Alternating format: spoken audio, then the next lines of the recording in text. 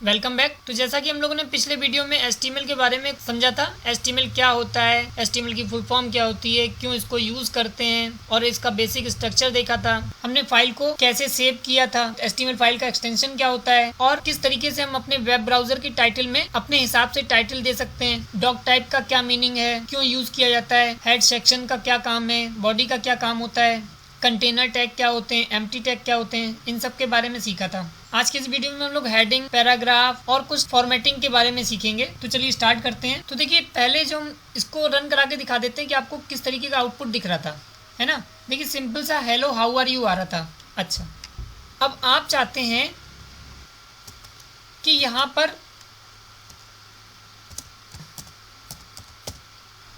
Greetings, अब आपने सोचा, हमने यहाँ पर ग्रीटिंग्स लिख दिया और नेक्स्ट लाइन में हेलो हाउ आर यू लिख दिया।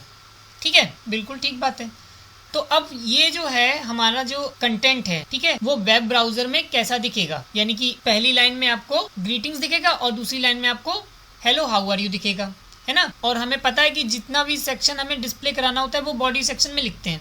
ठीक है, अगर आप ऐसा सोच रहे हैं तो बिल्कुल गलत सोच रहे हैं। यानी कि आप, चलिए आपको दिखा देते हैं आउटपुट, फिर आपको समझाते हैं।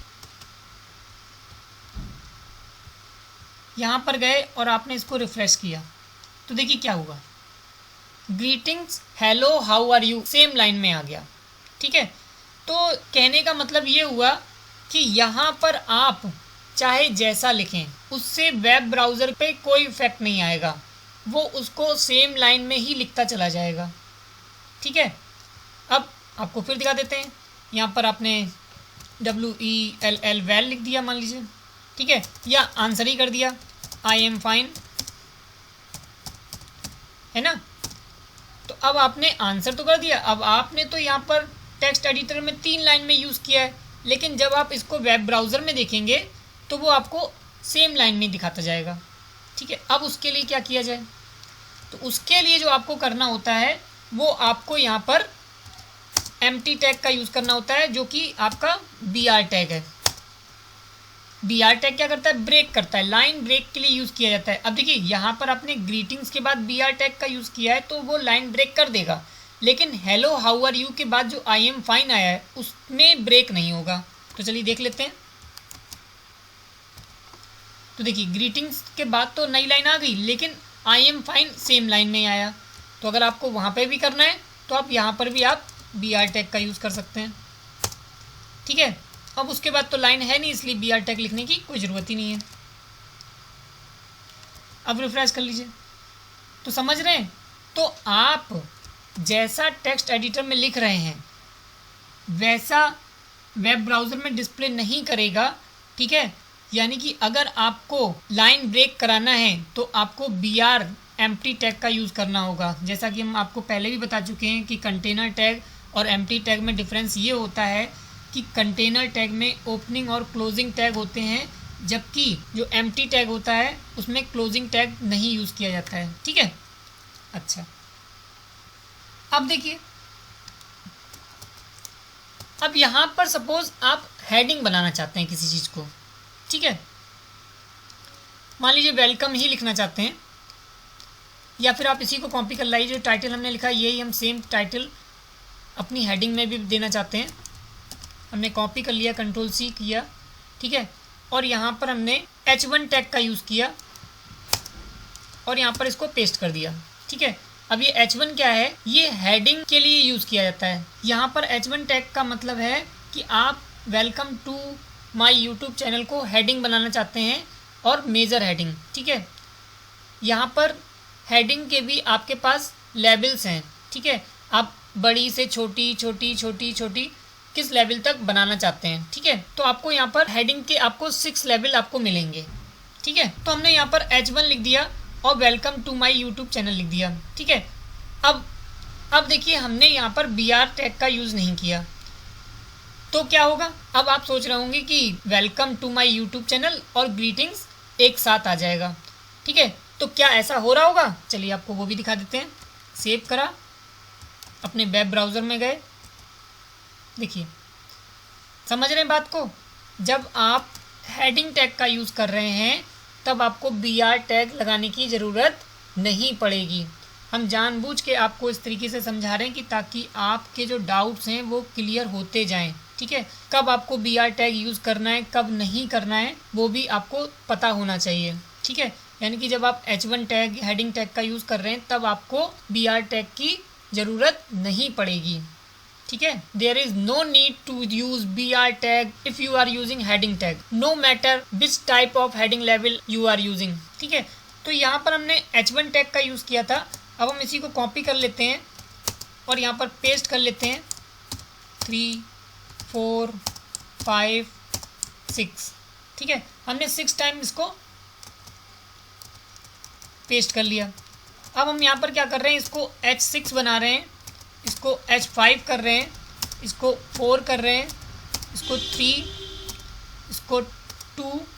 ठीक है, और सेम काम हमें यहाँ पर भी करना होगा 2 3 4 5 6। अब हम इसको सेव कर ले रहे हैं। ठीक है, अब देखिए, अब हम यहाँ पर रिफ्रेश करने जा रहे हैं तो आपको कुछ चेंज दिखाई देगा। देखिए, welcome to my YouTube channel, welcome to my YouTube channel, welcome to my YouTube channel, welcome to my YouTube channel, welcome to my YouTube channel, welcome to my YouTube channel. ठीक है, लेकिन आप देख रहे हैं कैसे कैसे कैसे हेडिंग का लेवल कम होता चला गया। यानी कि जैसे जैसे H1 H2 H3 आप करते जाएंगे उसका लेवल डिक्रीज़ होता जाएगा। ठीक है, जब आपको सबसे बड़ी मेजर हेडिंग बनानी हो तब आप H1 टैग का यूज़ करेंगे। ठीक है, जब उससे छोटी बनानी हो तो H2, फिर H3, फिर H4, फिर H5, फिर H6, है ना। 6 लेवल आपको हेडिंग के दिए गए हैं। ठीक है ना। अच्छा, अब देखिए, हेडिंग पर भी आपका O लेवल में क्वेश्चन आ चुका है। चलिए आपको दिखा देते हैं। मॉड्यूल है आपका M2R5 web designing and publishing.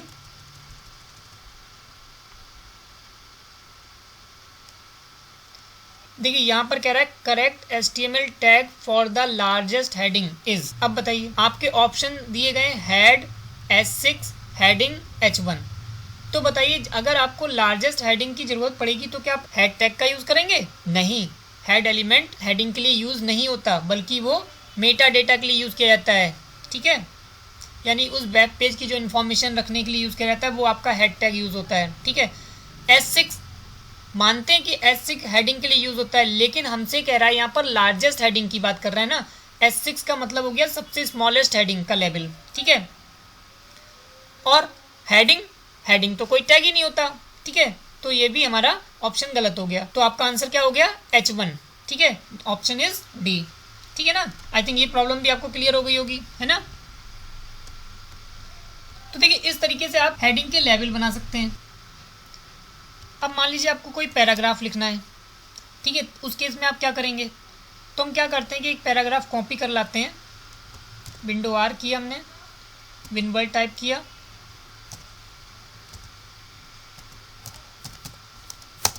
Equals to RAND rand function का यूज़ किया, रैंडम फंक्शन का, और एंटर कर दिया। तो आपको देखिए 3 पैराग्राफ इंसर्ट कर देगा। इसको सिलेक्ट कर लीजिए, कॉपी कर लीजिए, और यहाँ पर देखिए BR टैग लगा दीजिए, नहीं तो फिर वो लाइन ब्रेक नहीं करेगा। और यहाँ पे जाके पेस्ट कर लिया आपने 3 पैराग्राफ। ठीक है, अब बताइए कि अगर आपने इस तरीके से लिखा और इसको सेव करा और अपने वेब ब्राउज़र पे देखेंगे तो क्या ये 3 पैराग्राफ के फॉर्मेट में दिखाएगा? ठीक है, हम रिफ्रेश करते हैं तो देखिए 3 पैराग्राफ के फॉर्मेट में नहीं दिखाएगा, है ना। क्योंकि हमें पहले भी हम देख चुके हैं कि अगर हम इसमें BR टैग नहीं यूज़ करेंगे तो वो लाइन ब्रेक नहीं करेगा। उसको कैसे पता चलेगा कि पैराग्राफ यहाँ पर ब्रेक हो रहा है? और इस तरीके से अगर हम काम करेंगे तो हर बार हमें BR टैग यूज़ करना पड़ेगा। ठीक है, हमें इसको पैराग्राफ की तरह ट्रीट करना है तो हम वहाँ पर क्या यूज़ करेंगे? हम यहाँ पर पैराग्राफ के लिए टैग यूज़ करेंगे। हमने यहाँ पर क्या किया? P टैग का यूज़ कर लिया। ठीक है, और हमने यहाँ पर इसको बंद कर दिया पैराग्राफ टैग। ठीक है, तो ये एक पैराग्राफ की तरह ट्रीट करेगा। अब इसको रिफ्रेश कर लीजिए तो देखिए इसने पहले वाले पैराग्राफ को तो पैराग्राफ की तरह ट्रीट किया, लेकिन बाकी जो 2 पैराग्राफ हैं उसको एक साथ मर्ज कर दिया, है ना। तो इसका मतलब है कि आपको सबके साथ पैराग्राफ टैग यूज़ करना पड़ेगा, है ना। आपने यहाँ पे P टैग यूज़ करा और यहाँ पर आपने इसको क्लोज कर दिया। सेम काम आप इसके साथ कर लीजिए। यहाँ पर आप पैराग्राफ ट्रैक का यूज़ करिए, ठीक है, और यहाँ पर आप बंद कर दीजिए, ठीक है, सेव कर लीजिए और यहाँ पर आप इसको रिफ़्रेश कर लीजिए। तो देखिए 3 पैराग्राफ आपके बन के तैयार हो गए, है ना। तो जब आपको हेडिंग बनानी होगी तो आप हेडिंग लिख सकते हैं, H1, H2, H3, H4, H5, H6, है ना, 6 लेवल हैं हेडिंग के, ठीक है। अगर आपको सिंपल सा लाइन ब्रेक करना है तो आप BR टैग यूज़ करिए, ठीक है। अगर आपको पैराग्राफ लिखना है तो आप P टैग का यूज़ कर सकते हैं, ठीक है। अच्छा, साथ ही साथ हम आपको बता दें कि अगर मान लीजिए आप कुछ ऐसा चाहते हैं कि आप जैसा टेक्स्ट एडिटर में लिखें as it is web browser उसको डिस्प्ले कराए, यानी कि जैसा आप टेक्स्ट एडिटर में लिख रहे हैं वैसा ही वो वेब ब्राउज़र में यानी आपके वेब पेज में डिस्प्ले करे, अगर आप ऐसा कुछ चाहते हैं तब आप क्या करेंगे, ठीक है। तो वो भी हम आपको बता देते हैं। मान लीजिए यहाँ पर आपने लिखा रोल नंबर, ठीक है, टैप करा, यहाँ पर आपने लिखा स्टूडेंट का नाम, टैप करा, यहाँ पे लिख दिया आपने कोर्स, ठीक है। फिर यहाँ पर आपने 101 मान लीजिए रोल नंबर हो गया और स्टूडेंट का नाम मान लीजिए गणेश हो गया, कोर्स मान लीजिए BCA कर रहे हैं ये 102 रोल नंबर हो गया, नाम इनका हो गया रमेश, ये MCA कर रहे हैं मान लीजिए, ठीक है। आपने इस तरीके से लिख दिया। अब इसको सेव कर लीजिए और आप अपने वेब ब्राउज़र को ओपन कर लीजिए और उसको रिफ़्रेश कर लीजिए। तो देखिए ये कुछ इस तरीके से दिखेगा, है ना, लेकिन हम चाहते थे कि ये टेबलर फॉर्मेट में लिख के दिखाए, जैसा हमने लिखा है एज इट इज़ ये वेब ब्राउज़र इसको डिस्प्ले कराए। तब हम क्या करेंगे, उस केस में हम लोग क्या करते हैं, हम लोग प्री टैग का यूज़ करते हैं, प्री डिफाइंड टैग, ठीक है। यानी कि ये क्या करेगा, जैसा आपने लिखा है टेक्स्ट एडिटर में वैसा ही आपको डिस्प्ले करा देगा। सेव कर लीजिए और यहाँ पर रिफ्रेश कर लीजिए, है ना। तो देखिए उसी तरीके से दिखाने लगा, थोड़ा सा टेक्स्ट इधर उधर हो रहा है, इसको आप सही कर लीजिए।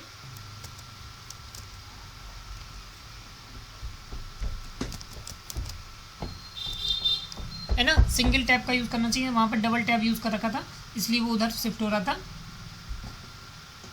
ठीक है ना। तो आपको इस तरीके से वो डिस्प्ले करेगा, यानी कि जैसा आपने वहाँ पे लिखा एज इट इज़ यहाँ पर वो डिस्प्ले करा देगा। अब बात कर लेते हैं कुछ फॉर्मेटिंग की।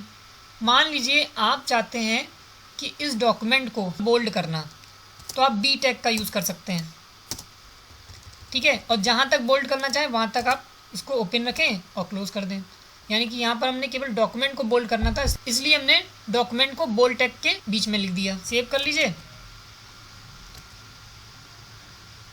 तो देखिए यहाँ पर डॉक्यूमेंट आपका बोल्ड हो गया। इसी तरीके से मान लीजिए किसी चीज़ को आपको इटैलिक करना है, थीम्स गैलरी, तो आप आई टैग का यूज़ कर लीजिए और यहाँ पर आई टैग को बंद कर दीजिए, ठीक है। इसको सेव कर लीजिए और रिफ्रेश कर लीजिए। तो देखिए ये थीम्स गैलरी आपका इटैलिक हो गया।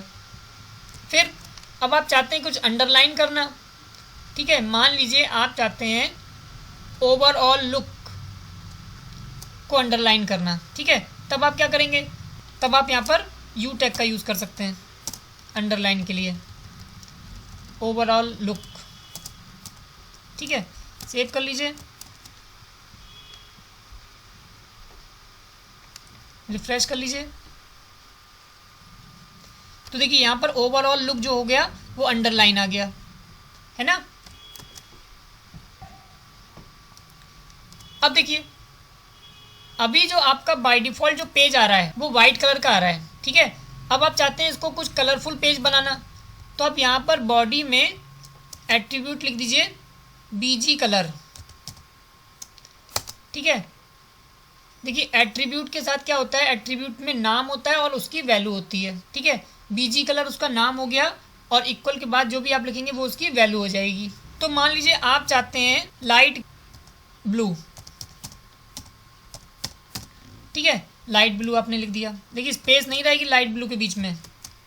अब आप इसको रिफ्रेश कर लीजिए तो देखिए आपका लाइट ब्लू पेज हो गया।